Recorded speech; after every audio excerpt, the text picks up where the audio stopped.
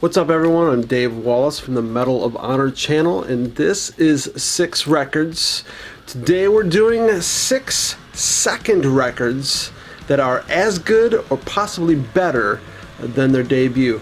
It's a difficult thing for a band to make a second album that kind of matches up with the intensity and the passion of the first album, because first albums are made over years in developing yourself in the clubs and writing and learning your instrument better and just gelling with your band, and you kind of gain a lot of energy from each other and you kind of get into that songwriting process, and over time you kick out stuff that doesn't work and you write new stuff and it gets better, and that kind of chemistry can over years make just an incredible impact on your debut album. And then when it's time to make your second album, well, usually that's only done in a couple months, and it can be a little bit difficult to live up to the hype of the first one. A lot of times people listen to a band, they love the first one, but it just never really measures up. So the albums today are 6 records that I think are equally as good as the first one. Sometimes better. In all of these cases, for me, all of these are better. Now, there are other albums, other bands out there that have albums that are, I think, probably on par. But if they don't surpass it, I didn't do it on this list. These are all bands that you know, but I could have included, say, Van Halen, but I think Van Halen 1 is still always going to be a little bit more superior to Van Halen 2, even though I probably listened to 2 a little bit more. So that just seems to make sense there. So I didn't include that in this list. But anyway, here we go. 6-second records that are as good and probably better than the debuts. Number 6, Skid Row. This album, Slave to the Grind, is their second album, came out in 1991 and was the first metal album to debut at number 1 on the Billboard charts. Now, shortly after, Metallica came and plenty of other bands started doing the same thing, but this was the first one in this kind of category that really came out and set that bar. Skid Row's debut album is a kick-ass album, definitely, for sure, but this one definitely surpasses it. These guys kind of bridge the gap between some of the hair bands and hard rock and the bands like thrash metal bands. In fact, the tour for this album, they actually toured with Megadeth and Pantera. Pretty brutal bands there for the time compared to somebody like Skid Row, but Skid Row never seemed like they didn't fit in, and it's because of their writing style, and a lot of great stuff on here. Of course, Monkey Business. Slave to the Grind is practically a thrash song. And then, they had a lot of ballady stuff on here too, but it was so bluesy and well played that we didn't quite look at it the same as a lot of the hair bands. So this is an excellent album still to this day. Number 5, let's go with Death. This is Leprosy.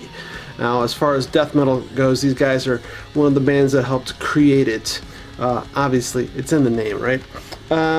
So their debut album, Scream Bloody Gore, was definitely more raw, and you could argue that maybe it had a little bit more passion to it. But I don't know, I really love the production on this one a lot more. As far as, Death's not the kind of band that really had a lot of singles, but if there was ever a single from their earlier albums that was the one that the audience always cheered for at concerts, it's off of this album. That's Pull the Plug. Again, for me, Death just kind of progressively got, more progressive, which I found interesting. I love the death side of the band, and just, like I said, that anger, that rage, and that kind of new style of music that they were making. But I really, as a musician, appreciate the progressive nature of this band, and it got more so each album. This one I love a lot more than Scream Bloody Gore. Number 4, Megadeth. Peace sells, but who's buying? What a fucking great album this was. Of course, Killing Is My Business and Business Is Good. Again, a really good album, and not a great album, though. it definitely put them on the map for us and drew a lot of attention, and it was great to see Mustaine, leaving Metallica and doing something with it. But I think this really showed his skills just kind of being refined, and really the whole band in this was just aggressive as hell. Great songs. I mean, opening with Wake Up Dead, still a great song I like to hear. The Conjuring was a great song, which apparently they don't really play anymore because, Dave found Jesus. Peace Sells, but Who's Buying is, of course, a big hit song for him. So this was a killer album. Really dark sounding, but aggressive and just very unique, I thought, compared to most other thrash bands. Still love this album, far superior to their debut album. Haven't talked about these guys in a minute. Rush, Fly By Night.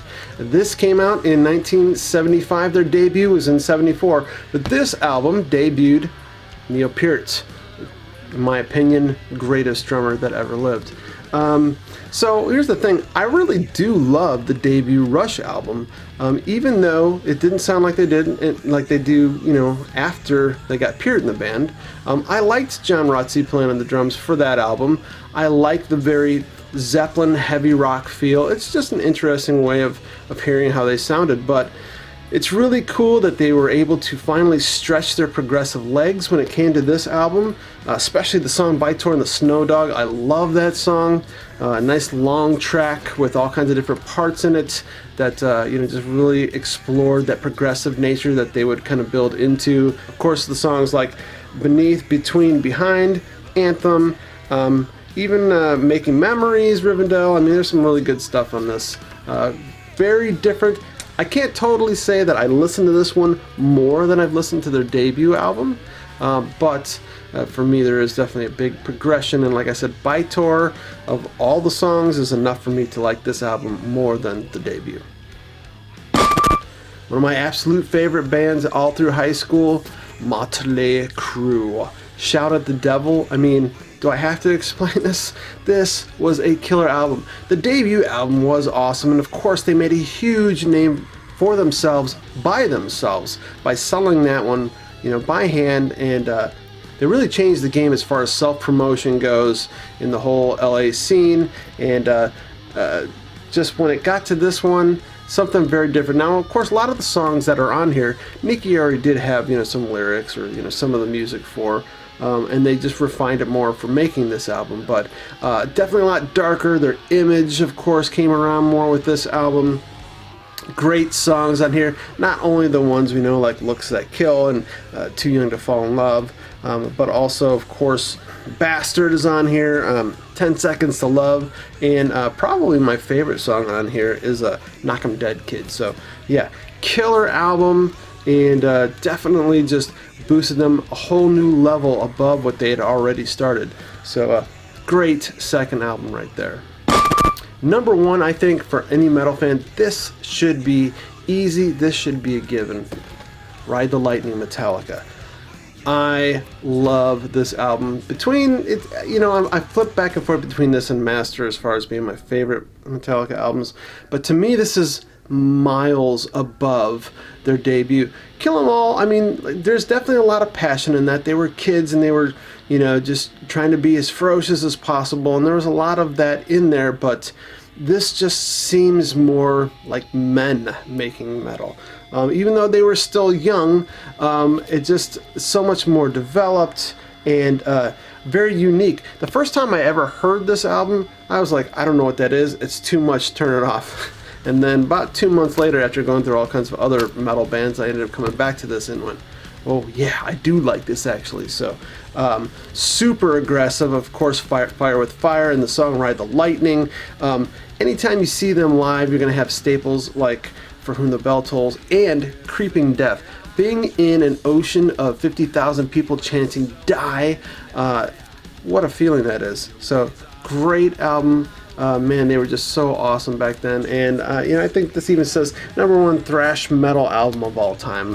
It's probably up there with the top metal albums. I think you can take thrash out of there probably, but anyway, fuck, killer album. All right, so let's do the countdown. Number 6, Slave to the Grind by Skid Row.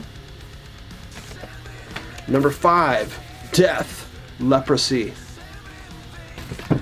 Number 4, Megadeth, Peace Sells, but Who's Buying?